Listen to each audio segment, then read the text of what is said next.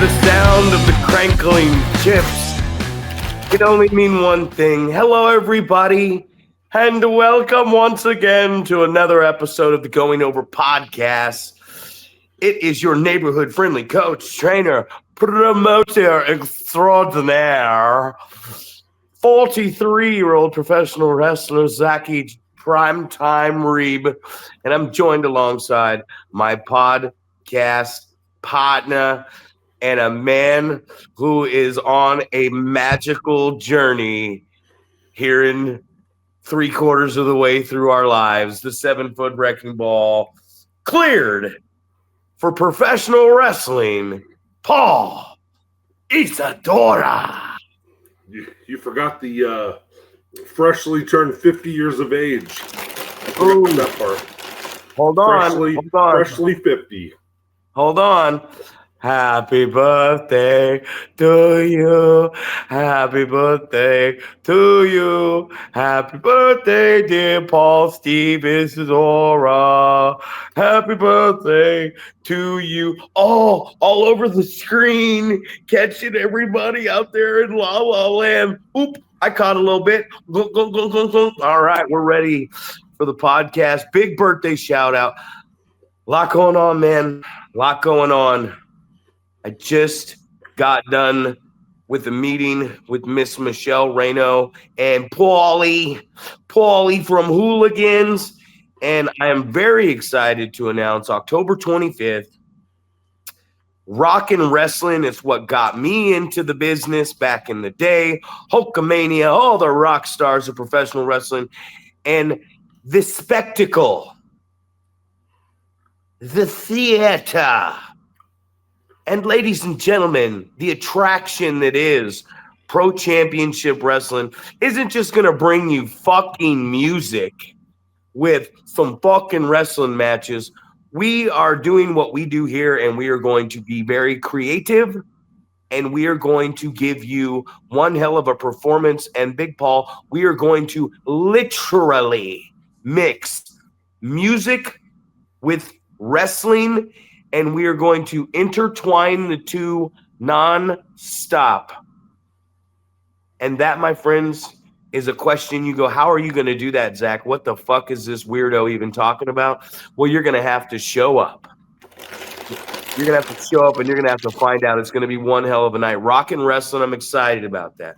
I'm excited about Stockton with Rick Luxury and Bobby Hart now at the helm. I'm excited about the Salmon Festival. I'm excited about Limelight. I'm excited about Off the Chain. I'm excited about everything coming up. Prospects coming back, ladies and gentlemen. I'm excited about going to Sparks, Urington, Nevada, back to Carson City, Runamukka and Winnemucca. It seems like we have been minding our own business and doing what I think we should talk about today, because a lot of the shit that's been going on in my life has dealt with it. The communication between you and I is so strong. The communication with me and Doc is so strong. That the communication between me and Buck, the communication between all parties here involved is what has led us to what I believe is going to be a magical journey in 2027. There you go. I had to get all that off of my chest. Tell me what the fuck is going on with you today, my friend. Oh man, nothing. I just got done. Just got done with work, man. So it's like an early podcast opportunity before a Wednesday night training that doesn't. We don't get this chance that often. And I see the internet looks like it's wavering in and out, so I'm not sure if you're going to be able to hear anything that I'm saying, but we will see, man. We will see. I see the internet is fading on my side here, so you'll probably keep talking. It'll be all good. We'll just have a podcast with just your face on it. But I was going to ask you about the rock and wrestling thing. So you've got the opportunity to have music and wrestling, right? All at the same time. Is it going to be broken into a couple matches, then a couple sets, then a couple matches, then a couple sets, or is it going to be broken up even further into just wrestling on one half and then and music on the other, because I've got some experience with the going back and forth. Well, it's gonna be it's mixed. It's all gonna flow together. Okay. And So just a little idea of what I mean. There's gonna be 4 matches, 7 bands. Inside this place is really cool. The owner's an awesome guy, Paulie. Michelle, Ethan's mom's known him a long time. And I mean, this is something that she's been setting up for a while because she really sinks her teeth into a lot of stuff, being on the boosters for all those years and being in the kid's life for 18 years as a great mother. But what it's going to be is there's going to be no wrestlers coming out to their own entrance songs. So we are correlating with the 5 bands that are going to be playing. Members of bands with the Primetime University are going to be directly involved in things that are going to go on. So what's going to happen? Just a little teaser, right? Just a little teaser. When they close the streets down, there's going to be a big stage. There's going to be big side stages. There's going to be big flames of fire. There's going to be entrances, lights. There's going to be just ramps going down to the ring. There's going to be 4 matches, 7 bands. 2 of the bands are going to play inside on the inside stage after everything is over. This thing's going to start at 4. It's going to start with the band. It's also going to merge into RC and Dawn. The adult dudes are going to be performing live and wrestling, which I think this might be the first time that in this exact same show, somebody's going to be doing a live performance set, maybe 20, 30 minutes, and then main eventing a show with a 30-minute matchup. Plus, I believe we've also added them on with the other 2 bands to play during the after party on the inside stage, which is really crazy to me. But what it means is it means that whatever match 1 is, whatever band comes out, that band is going to play the 2 wrestlers and both wrestlers or teams to the ring with a very special WrestleMania-like custom performance. No copyrights here, all able to use on YouTube. And then when the match is over, they're going to get a 30, 40-minute set. And then the next band will come on and play the next match to the ring. And then they'll get a set, so on and so forth until the end of this thing, which the booking of this was really cool today because there's so many different aspects involved. 7 bands. You're talking 22 different people selling tickets. The Hooligans Bar with Paulie and his band is a huge, huge thing at the DBA, which is the Downtown Business Association on Plymouth Street. Pro Championship Wrestling as well. The Dickie Dakin fan base. The Ethan Reno fan base. And then you're talking about full bore advertising and everything else. So I mean, I'm really excited about this one because one thing that I've been able to do in the last year and 3 months is really get the community and all the businesses in every town we go into really involved and interactive with what we have going on. And I've been in this area for 26 years and I've never had this much support from the community, man. So it's going to be a very interesting show, and I think it's going to be something where a lot of wrestling promotions, when they see the final product and Doc gets in and does a little bit of editing, I think a lot of people are going to – it's going to be something new the way we do it, and it's really going to be trend-setting. The trendsetter, Zacky Thornstowe, is here, and I might just do a couple amazing drop kicks and a standing moonsault. And to represent Adam Thornstowe in this spiel I've gone on, leave the open tag rope, you cocksuckers. Well, it sounds like it's going to be a lot of great action, a lot of community members getting involved. So that's always good, man. I always enjoy that, you know. So it was it's reminiscent of going on the news, right? This past week and kind of hyping up this next wrestling show that we got here in Northern Nevada. But it was really cool because it brought back a lot of memories, right? The guy that I was getting interviewed by goes, you know what? He goes, man, I remember back watching The Hired Gun. And I was like, oh shit, man, how long ago was that? He's like, oh God, Um, it's gotta be 15 years, right? And I was like, oh yeah, that's kind of when we started running here consistently, was 2010. So it's like, yeah, well shit, man, I must have seen it right off the bat. So this guy's been around for a long time, man. He a lot of different connections that he has. Like apparently played basketball with my daughter's basketball coach. He's been around, man. He's obviously he knew Todd Smith. Rest in peace. He knows Dale, our video guy now. He works with Dale. They work at the same television station. So shout out to Dale Clifford for hooking up the interview. We were just talking about that the other day, man, just how, you just got guys out there that just want to help it grow and want to do their part. And we never know what type of connections different people have. Right. So it's always cool when you find out, hey, what type of stuff do you do on the side? And, Dale Clifford does his wrestling rap, try to keep up on local wrestling here in this, in our town to try to, help us get on the map a little bit more, help spread the word. So I don't know how many people I've talked to over the past several weeks that have, talked about seeing flyers up and, saw different advertising and talked to different people that were asking about, going to pro wrestling. So it's a really cool thing to hear when you got people that know what's going on. And, I feel for so long I've had those people that are, oh, hey, I didn't know that there was pro wrestling in Reno. So, which is frustrating because, you feel like you're trying to do a good job of getting the word out. And when you feel like you're failing, it really sucks, so good to hear that type of stuff. And, just kind of cool to, things come full circle, right? This guy heard about us when we first started doing this and knew some of the guys that were doing it and the guys that we know. So really cool thing like that, man. I'm glad that it's kind of spreading its wings a little bit. And, you mentioned the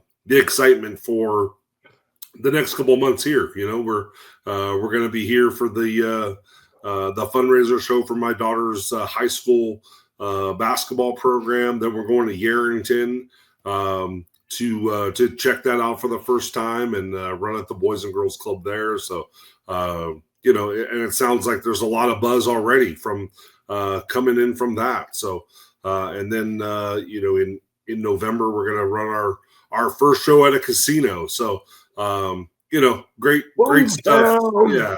Great stuff moving forward, man. I'm excited about what's on the horizon. So, hopefully, everything kind of keeps rolling the way it does, man. Yeah, I didn't get a lot of booking opportunities in Nevada. I always go back when it was Coastal Pro Wrestling.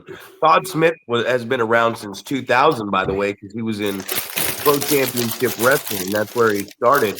And, I didn't get a lot of booking opportunities. Me and my dad built the first ring for Brian Brigger and Adam and Luster and Malachi, Corey Dayton, a couple other guys back in the day. I don't remember. They had a good little crew of guys because they had come to us for 3 months until the ring was done.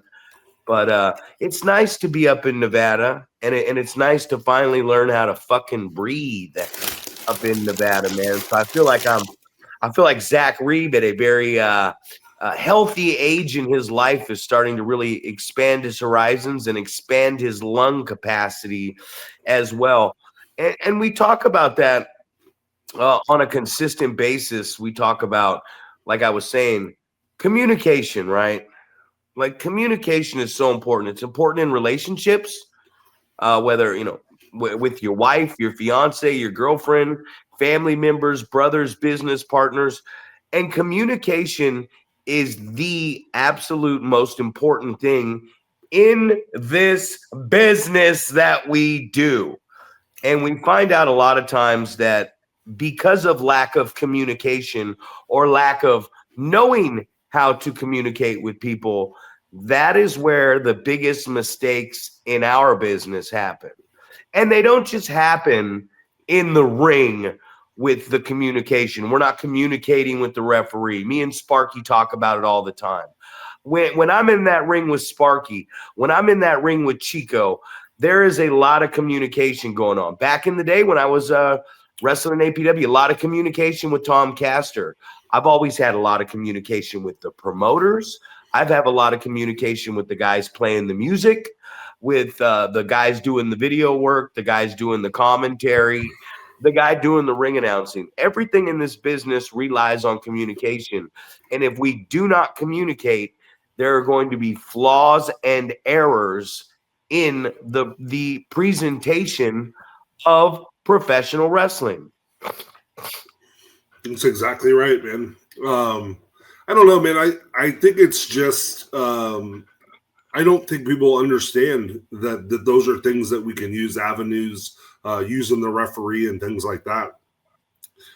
I see so many times where it's the I don't know, like I feel like maybe the referee is not cued in on what's going on because they can't decipher is this guy in character telling me something, or is this guy telling me something that I need to communicate with the other wrestler or wrestlers, you know? So I don't know where the disconnect comes within that as well. And I don't know if referees understand that they are supposed to be somebody that can relay messages, you know, and I just don't know. And I heard this analogy the other day. It's like, you know, everyone is a referee until they become a wrestler, right? That's like your first gig. You're going to, oh, well, we'll just throw you in there as a referee, right?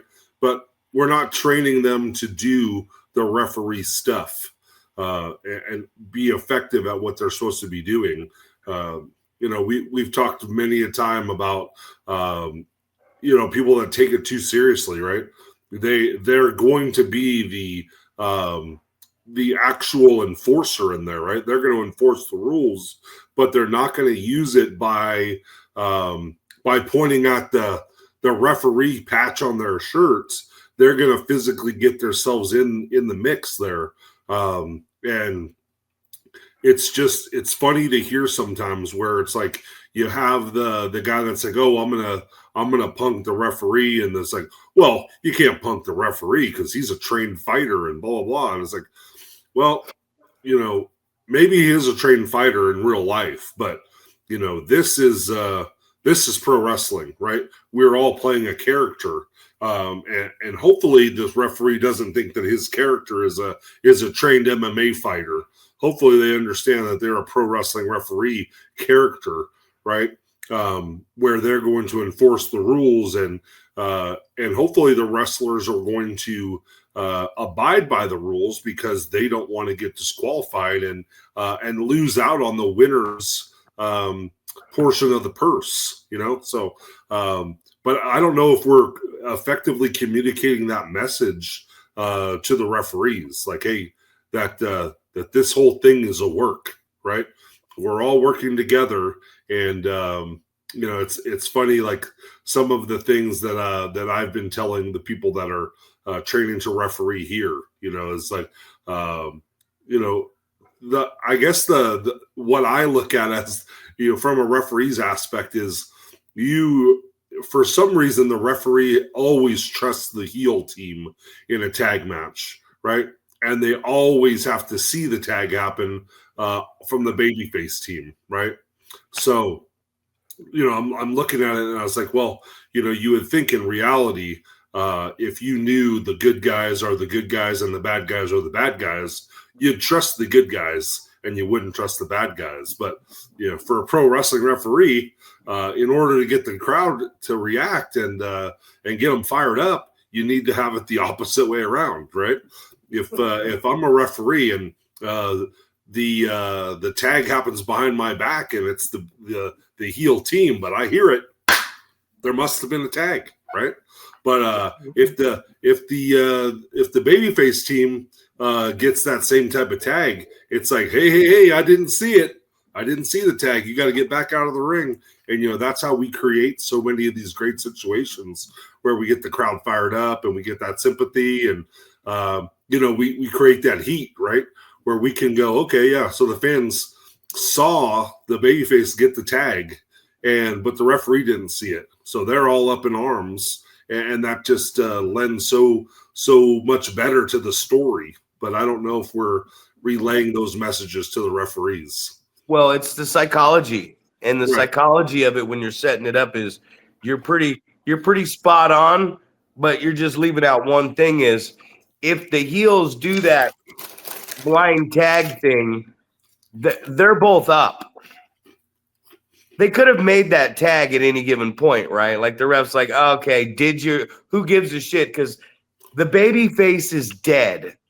He's laying on the mat, crawling around like a drunk guy that just got knocked out at a bar. The two heels are both fresh, standing on their feet. So if they want to do that, what's really going to happen if the ref goes, "Hey, did you tag?" And he goes, "Yeah, of course I did." And then the heel could just reach out and do it again because they're in no danger. Now the baby face, he's in no position to make the tag.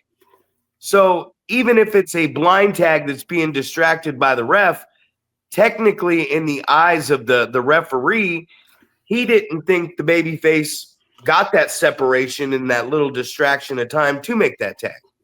So he thinks, and plus the baby face is being lured into the ring early on by the heels.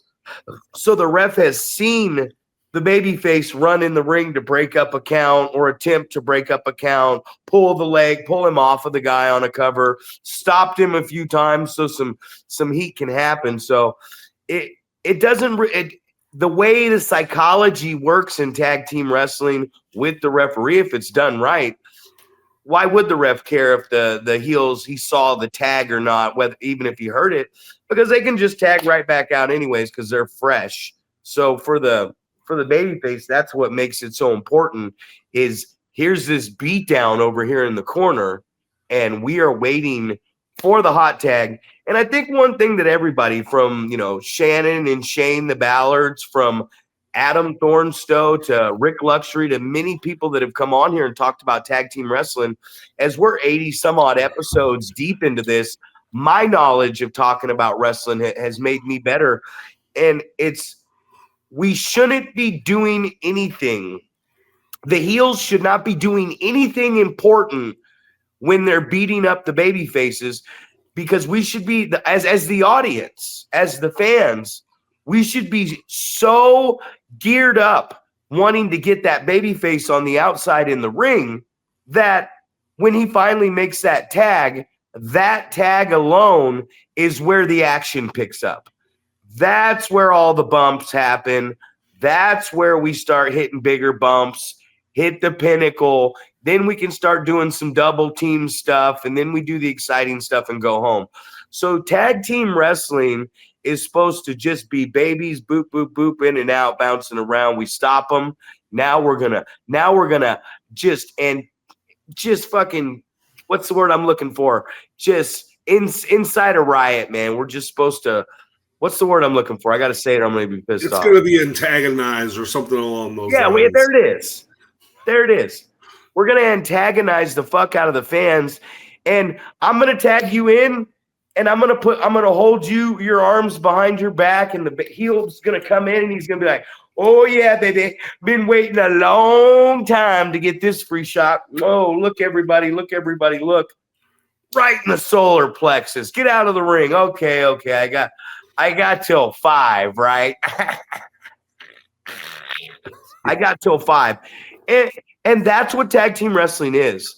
So when people are being trained to be tag team wrestlers, they're not really being trained to be tag team wrestlers because there's not a lot of tag team wrestlers out there. I always said, and they might hate me for this, but hey, I'm just talking. I always said the Scum were a great tag team, right? But the Scum had a shtick. They had stuff they did. They had double team moves. They had combos. They had their greatest hits that they ran when they went out there. Great tag team wrestlers.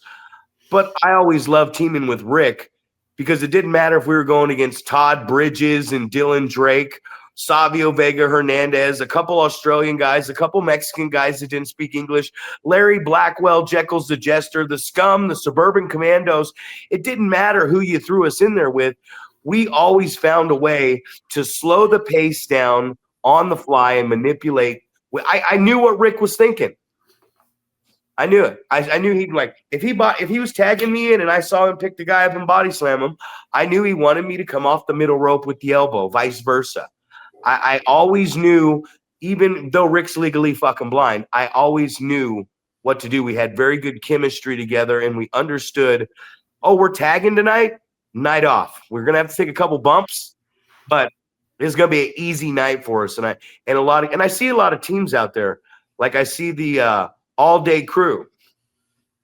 I like the idea of the three of them because I really like the Cairo Leone kid. We talked about Aiden Andrews before and how hard he hits.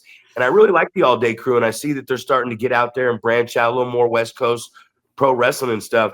But like those guys, if you could really teach those guys that less is more, you would have and they will eventually because they're young. But once they get that psychology down and start listening to the audience, that's going to be a dangerous team coming up in the next 3 or 4 years here in the NorCal scene.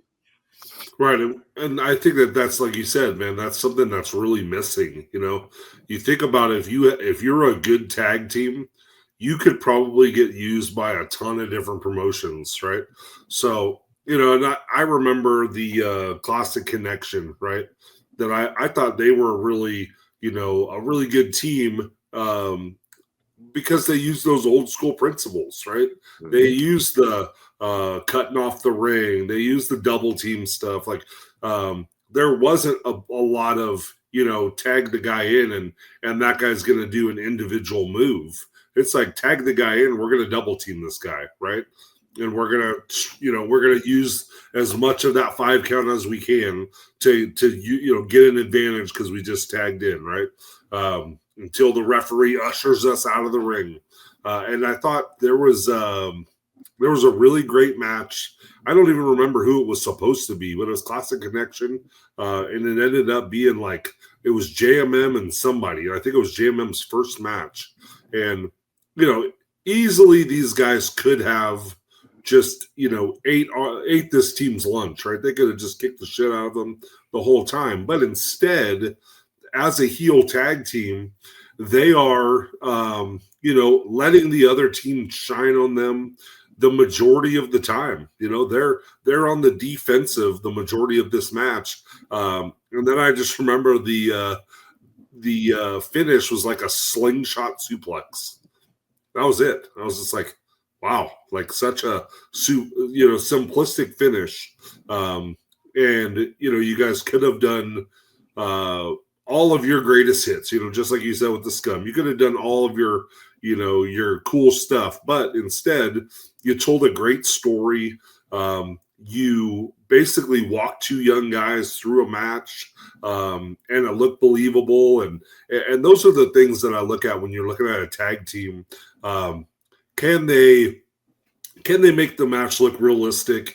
Even in this case where it's 2 more experienced guys, it was definitely the story of cocky, overconfident, we don't even have to try type of mentality. And just basically putting themselves into bad situations because of overconfidence or cockiness or whatever. So, but it was really just fun to watch. And after, I just remember going, because I don't know if I had seen them tag before or what, but I was just like, wow, man, that was definitely worth every penny of what we paid them that night. So, but I just, obviously it's few and far between, right? We don't have a whole lot of really good tag teams. Like when you sit down and go, hey, if we were to put together a tag team tournament or something, would you have to scrape together 8 or 16 teams, or can you think of 8 or 16 teams right off the top of your head that you would put in there? Well, the thing about it is this: sometimes two good tag teams aren't going to make a good tag team match. Right. I saw a match at APW with the Scum and the Classic Connection. And like I said, the Scum are a bigger tag team that do a lot of offensive moves. And Buddy and Levi, later, bro. Buddy and Levi were the consummate, they're the Midnight Express, man. You know what I mean? And that's their thing, is to take you in, double team you, keep you in the corner. And Levi and Buddy, Levi would just got back from Japan, I saw, and I talked with Buddy for a little while, and we had him booked on a show. He wasn't able to make it to the show, and I've seen him work here and there. But realistically, those two guys as a team were such a valuable hot commodity to have on your show. As singles, not so much. And you run into these things where, like with the Usos, is it not amazing that these guys are identical twins and they've been in the business 15, 20 years? And that whole time from the pandemic on, you saw that Jay was going to be the big player coming out of that. You saw that Jay was going to be a star that he is today, bigger than his brother is. Maybe they can catch him up. But then you look at it and you go, we didn't really see how big a star Adam Thornstowe could have become in the wrestling industry by himself with Luster the Legend. You take another set of identical twins, the Suburban Commandos, the Stoner Brothers, D-Unit and T-Rent. Sorry, I forgot his name. Rick Stoner, Scotty Stoner, Scotty Rick Scotty.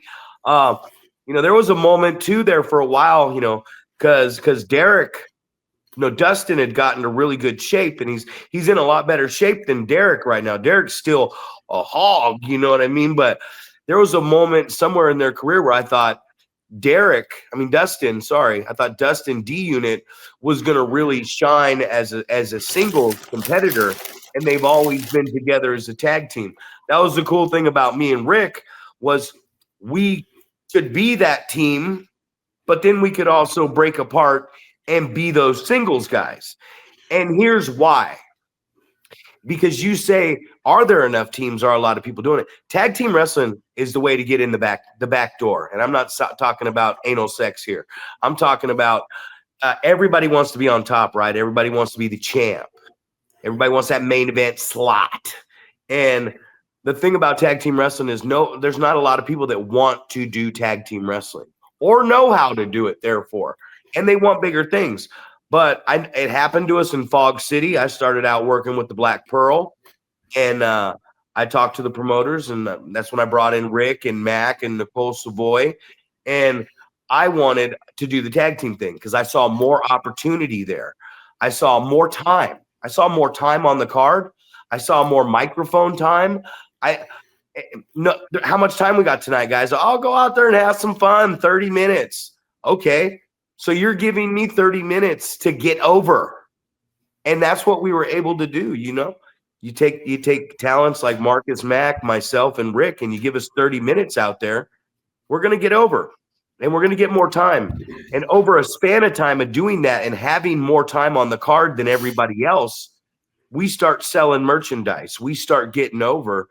And then next thing you know, hey, these guys are over with the fans. Let's put them in the main event.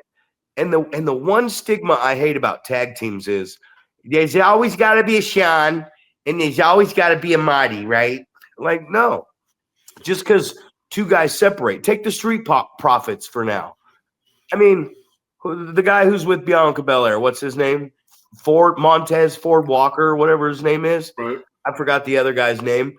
But that guy, go ahead. Let him be a star. They've been talking about him being a single star for a long time. Don't mean he's got to turn on his partner. Don't mean they got to break up. Why can't they just choose to have a singles career but still have each other's back, man? And then down the road, they can be a tag.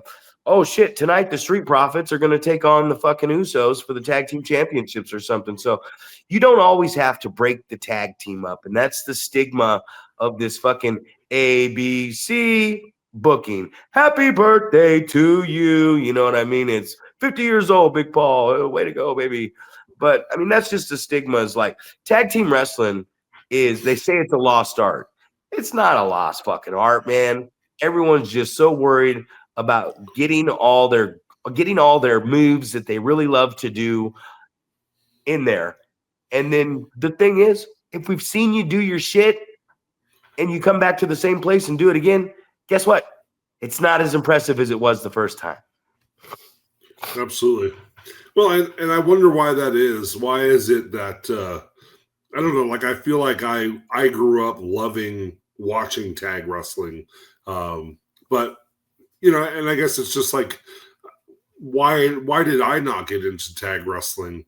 Like I know at one point I was tagging with Malachi in Oregon, and I thought it was fun, and and it's like two big brutes, right? You would think difficult team to beat, but why did you guys go kind of the singles route versus why do you not tag up? And because like I feel like watching wrestling as a kid, I always liked those Dream Team and British Bulldogs and Hart Foundation, and watching all the different tag matches was always exciting. And I know like those guys back in the day was like, well, if we're tag wrestlers, then we have to split the split the payout 4 ways instead of 2 ways, right? So if you main event with one guy 1-on-1, then you guys split that payout for for that match. But if you do it as a tag team and you main event, then you get that main event slot money, but you have to separate it into four payouts. So I don't know if that's what people look at. It's like, oh well, I got to get my own spot on the card where I'm featured, or I don't want to share the spotlight with someone else, so I don't want to be a tag wrestler. I don't know where that comes from, but I'm sure a lot of the younger guys, there was definitely a drop off of tag wrestling, in WWE and stuff like that, where you just didn't see a whole lot of great teams. You'd see people just getting thrown together, but a lot of times it wasn't like the way that you describe you and Rick, friends for 26 years, and what he's going to do and he knows what you're going to do, and you have that chemistry. A lot of teams are not like that. We talk about like if you're not traveling in a car with the guy that you're tagging with, then you probably aren't going to be a very good tag team, right? Because you don't know what they're thinking. You don't know their mindset on different things. That's like, you and I having conversations all the time would probably make a good opportunity for us to tag wrestle, right? Because I know what you're thinking, what I'm thinking, my thought process on different things, what makes sense in my mind, and vice versa. So, I'm sure that's a part of it, right? We've talked so many times about car rides where there's not wrestling talk going on. There's people just on their phones or listening to music or whatever, and how frustrating that type of scenario is. And, that you just want to like slap the phone out of someone's hand, or, go, hey, what the fuck's going on? Like, this is a wrestling road trip. This is your opportunity to talk wrestling and learn and share ideas and, see what people are thinking versus what you're thinking. And, maybe you can sway someone your direction on what you think of something, or vice versa. Maybe you can be swayed in somebody else's direction. And, I feel like the conversations that you and I have are always like that, or are very much like, well, this is the way that I look at it. And, well, this is the way that I look at it. So you can always share ideas like that. And I wonder if that's why the tag team wrestling piece is kind of falling apart, It's communication. This is the topic we're on. And I said, let's talk about communication, right? And what's the first thing we go to? 25 minutes of tag team wrestling, which is all about communication. The singles is about communication, man. Someone getting good at pro wrestling is about starting their career, getting in the ring, listening to somebody. And then there's this huge body of work. But there's always one guy, like, especially if both guys can communicate, but you got to know the pace of communication. So the reason it looks bad when John Cena is the guy calling the match is because John Cena is the babyface. So he's selling. So he doesn't have as many opportunities to talk. Excuse me, talk to his opponent, the villain, because he's obviously selling. So him talking doesn't work. As the heel, we're always in control. We're always talking shit to the crowd. We're talking shit to our opponent. We're talking shit to the referee. So it only makes sense. And I don't think anybody has ever broken that down. Of they're like, well, the heel's the veteran and he calls the action because he dictates the pace. No, the real reason why the villain, the bad guy, the heel, the rule breaker is calling the action is because he's already the one who is up, fresh, and verbally able to communicate. He's over here going, shut up over there. Referee, pay attention. Hey, you stupid son of a bitch. I'm going to run off the ropes, drop kick me, and then grab an arm drag. Okay. Yeah. Did you hear me, you son of a bitch? And then he gets up and that's why he's the communicator. That's why when we see Jericho as a babyface and John Cena as a babyface, and everybody goes, they're calling it high. Yeah, they are calling it high because they're selling and they're coming up from selling, not making any, and they're going, duck the cloak. That's obvious. So the reason the bad guy is the one that calls the action is because he's already fresh and he's talking.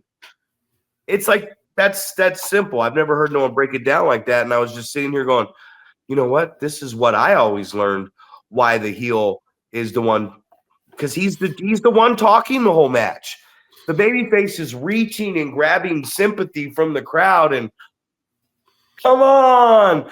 I can't be the babyface going, oh. So what I want you to do is, I'm in a chin lock. So I'm going to rise up, get a jaw jacker, run off the ropes, duck too close. I can see you. It is the heel's job or the aggressor in the match. The guy selling shouldn't be talking unless he's reaching for the audience and he's trying to get them behind. The guy selling doesn't do the talking because he's hurt. You know what I mean? No one's ever kicked the shit out of me in a fight, and I was just like, oh, hey man, what? You know, and what's the worst the guy who's getting the shit kicked out is going to say? He's going to go, is that all you got? That's what he's going to say. That's it. And if he says that to the fucking heel, then who gives a shit he's getting his ass kicked, right?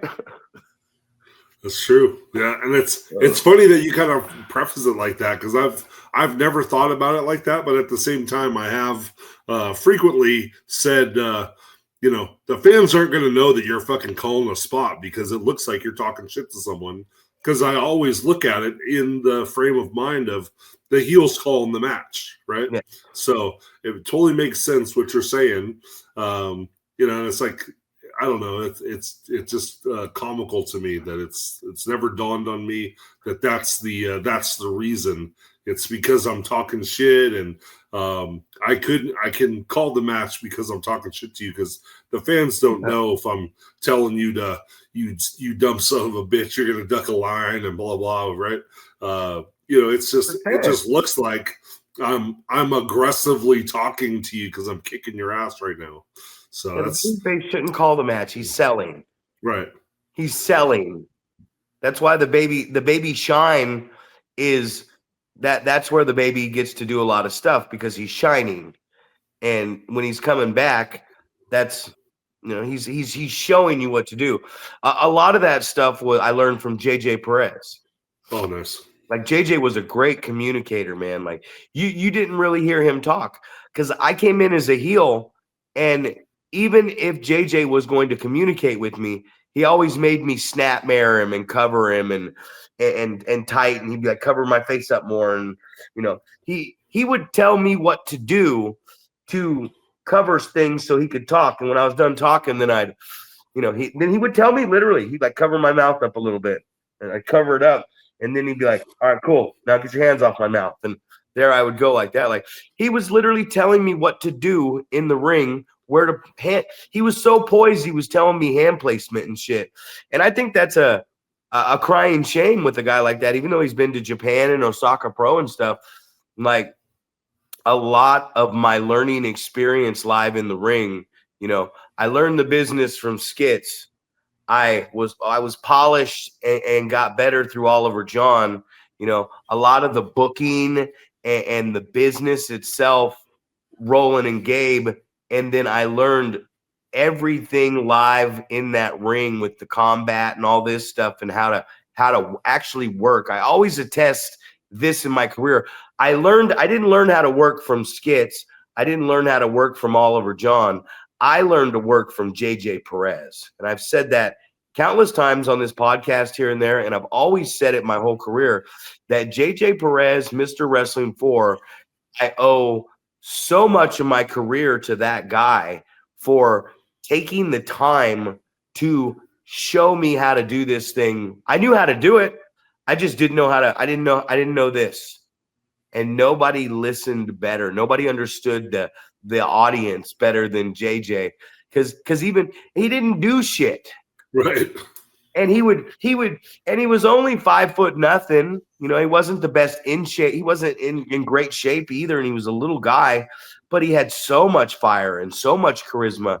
And that Gym Wars audience and everywhere we went, even when he played the Mr. Wrestling 4 character, when he got the bad neck, we would go out there for 20, 25 minutes and fucking just put it on. And I knew I couldn't pick him up and bump him, but we had great matches. As a matter of fact, a message just came in. Larry Cabral says, "Hey there, are you free to chat?" Well, Larry, I know you're not watching this live, but when I get off this podcast, I will be free to chat, Larry.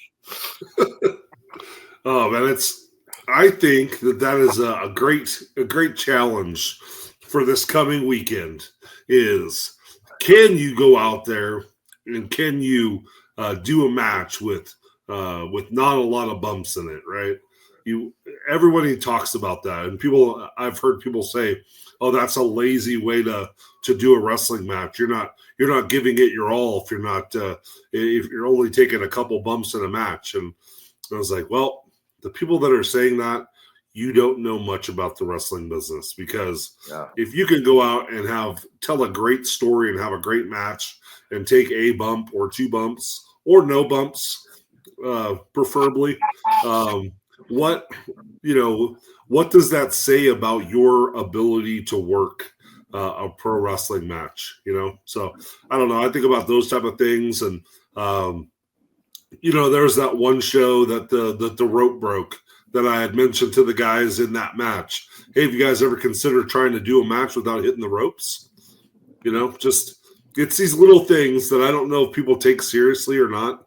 When you go, hey, I'm going to go out there and I'm going to have a match tonight, and I'm not going to take 1 bump. And they go, oh, that sounds great. It's like, no, I'm being serious. I'm going to do a match tonight, and I'm not going to take 1 bump, or I'm going to do this match tonight. I'm not going to throw 1 punch. Different things. Like, try to challenge yourself by eliminating something that you maybe do too much or you do a lot, right?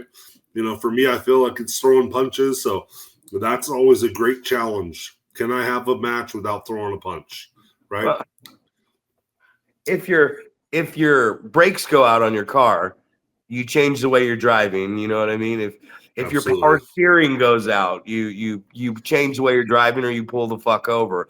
If one of your tires falls off, you stop your car. You call somebody. There's a new approach how you're going to get to where you're going, man. Time to call a tow truck. Still got to get where I'm going. So if your rope breaks, then you wrestle your match like the rope broke. If the board falls out, you try to slam the guy where the board fell out, and he tries to avoid it. Your match changes. We don't know what the fuck's going to happen. If you're kicking my ass and the crowd starts cheering that, well, then here pretty soon, I'm getting my ass kicked and they're cheering it. I'm going to have to get up and start kicking your ass and take over the match. So wrestling is physical improv. And people don't understand that. I could say that 100 times, they won't get it. It's like if you're working comedy, you're going to go out there. If you're in a small club, you're going to start listening to the hecklers. And now you don't have to have a set because these fucking fans are going to create the action for you. Let the audience build the match for you. Listen to them. I keep saying it. Our boy Damian Slater down in Australia, Damien says, hey, let the audience start to make the noise, and then you react to the audience. Damien, couldn't agree with you more, mate. Hey, he's awesome. That guy's awesome. Oh, yeah, no doubt, man. I feel like I've watched a lot of I feel like I just saw like a reel or something recently, and just like the Oliver John type stuff. Like this dude is just aggressively working a guy's body part. You know, I don't know what it was, but I'm just like, damn, this guy looks like he's fucking hurting the other guy. You know, because it looks so realistic, and it's all just chain wrestling stuff. You know, and it's just like, wow, man, it's like all these different things, and then I start thinking like, where did this guy get trained to do that? And you know, because I don't know, like I guess it's very similar to when people go, "Oh, you played professional basketball? What team did you play for?" I was like, "Well, I didn't play for any team that you're going to know of because I played overseas." It's very much the mindset of, you know, when we think about professional sports, we tend to think about Major League Baseball or NBA or NFL or whatever it is. We don't realize that the same type of stuff goes on overseas as well. So, you know, it's always like, oh, well, you know, when did they start having wrestling in Western Australia? You know, so just well, he's been to WWE. He's had some tryouts and stuff there. Right. Like when I first saw him, that's that mutual respect, and it's like we can tell by the way you get into the ring if you know what the fuck you're doing. Right. I don't even need to see you in the ring. I can watch you backstage. I can shake your hand and have a conversation with you. You know what I mean? And we know when someone knows, and they know when this guy knows, and then it becomes a great mutual conversation, man. And you know, I've seen a lot of people. I've seen Ugly. I've seen I think the brutal Bob Evans. I've seen Rudy Boy Gonzalez. I've seen a lot of these guys sharing Damien stuff, and I've seen his likes and everything going up. And for me, I love that because I remember telling you about him, and then you went and checked him out, and then you hit me up one day and said, guess who our guest is? I was like, who? You're like, your boy from Australia. And I was like, no fucking way. And like, I almost felt like we had a star on the program. You know what I mean? Because I'd never met him. We'd never even talked. And then now here's Paul giving me a great treat and a great gift on the Going Over podcast. And I think it's funny too, because a lot of people are sharing him now. And fuck, that was like what, 40, 50 episodes ago, maybe? So there's an episode where we actually dig deep with Damian Slater and ask him all kinds of scenarios and questions, which he's great at. And he gives those answers on here absolutely free. You don't even got to go to his fucking Patreon. We gifted this to the independent wrestling community and everybody. We gave them a free Damian Slater seminar, online seminar, which they'd have to pay for anywhere else. And I'm pretty sure that these guys didn't even go back and watch it. You didn't even go back and watch it. And one day you'll all be sorry. And I don't mean that in an I told you so way. You'll just be sorry because there is 80-something episodes of the juice, the dirt, the deets, the details, everything that you need to get yourself better at professional wrestling. Years and years of knowledge feeding you. We've had so many guests, and people aren't even watching this shit. You know why? Are you too good for it? Are you too good for it? As some dipshit told me the other day, I double dog dare you to go watch all 80 whatever episodes of the Going Over podcast. Paul, stop me. This 54 minutes and 32 seconds has gone by way too fucking quick. Absolutely, man. We're closing in on the ever popular 5 minutes have remain. Bringing out the five toes of doom. Better watch out. A super kick is coming with these 5 toes. Tell him what's left, Paul. That's good to see that you got 5 toes on that foot there. 5 minutes remain in this podcast. Oh man, it's like obviously we started this for that specific reason because of our the joy that we get out of helping other people get better at wrestling. I just said it the other day about on the news. You know, I'm 50 years old. My time to quote unquote make it has passed, but you know, that doesn't mean that I can't help somebody else live out their dream and show them the path to try to get there. You know, share my knowledge and, you know, hook them up with people like you and Ugly and Oliver John and Damian Slater, you know, people that, you know, I have connections with. So I think that's what brings me the most joy about doing the podcast is that opportunity. So, you know, we just want to get people to throw some comments down there, ask some questions, get involved, you know, likes, subscribe, share, all those things, man. Assholes. You know, hopefully someday we'll get to 500 subscribers. You know, we literally, there were 3 straight episodes where we had all Big Ugly, Oliver John, and Sparky Ballard on here. And I'm like, dude, with us two, that's some knowledge. We've had Adam Thornstow on here. We've had the Ballard brothers on here. We've had AJ Kirsch on here. Damian Slater.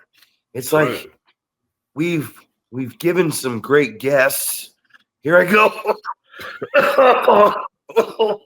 Help me, Paul. Oh, you're dying over here. Yeah, we definitely had some great guests, man. And I think it's what we're trying to accomplish, right? We're just trying to spread the knowledge, share the knowledge. I feel like it's always been my mindset, you know, coming back from opportunities to learn myself, to share that information with anybody who will listen. So hopefully we won't have to say it much longer that people aren't listening or people don't want to listen or people are too good to listen. Hopefully it'll get to that point where we go, man, how cool is it that everybody's listening and paying attention and we're seeing the professional wrestling in our area get better, because that's all we're really looking to do. You know, obviously you got Oliver John jumping back into the training aspect of pro wrestling in Northern California. I always. Hey, Ollie. Yeah, so I think that's, you know, things are moving in the right direction, and hopefully that's creating a little bit of a buzz. And I know you said you were going to try to get down there to the Ugly Dojo. Well, speaking of that, I was supposed to go down today, but the old lady had to go to an appointment, and my dad cannot be here alone. So I had to call Ugly and let him know that I couldn't make it today. Next Wednesday, you're going to get the opportunity. Zack Primetime Reeb, Old School Oliver John, the Big Ugly down in Sacramento, California at the Ugly Dojo. And you know what, guys? Let me show you what not an ego is. I even told Ugly on the phone, and I mean this. I'm not going down there to try to bark orders. I'm not trying to go down there to take anything over. If I can help where I can help, I'm going to help. I'm going down there to see what's going on and hopefully take something away from there that I can contribute to my guys and down the road, man, because that's what we do. And I remember when we started this thing, it was, do we have anything to talk about? And here we are, man, closing in on getting close to 100 episodes. And I know 100 was the pilot. So once we hit these 100 episodes, guys, we're going to start putting some more money into this. We're going to get some sets, some backdrops. We're going to start having different editing and creative stuff coming up. Paul, close us out, man. This was a good one. I'm excited about where we're going with everything. That's it, man. So you got your show coming up this Saturday, right? That's your show, my show, the following Saturday on the 20th. So a lot of cool shit going on. Make sure you subscribe, like, share, and that's and we're going over because that's what we're doing.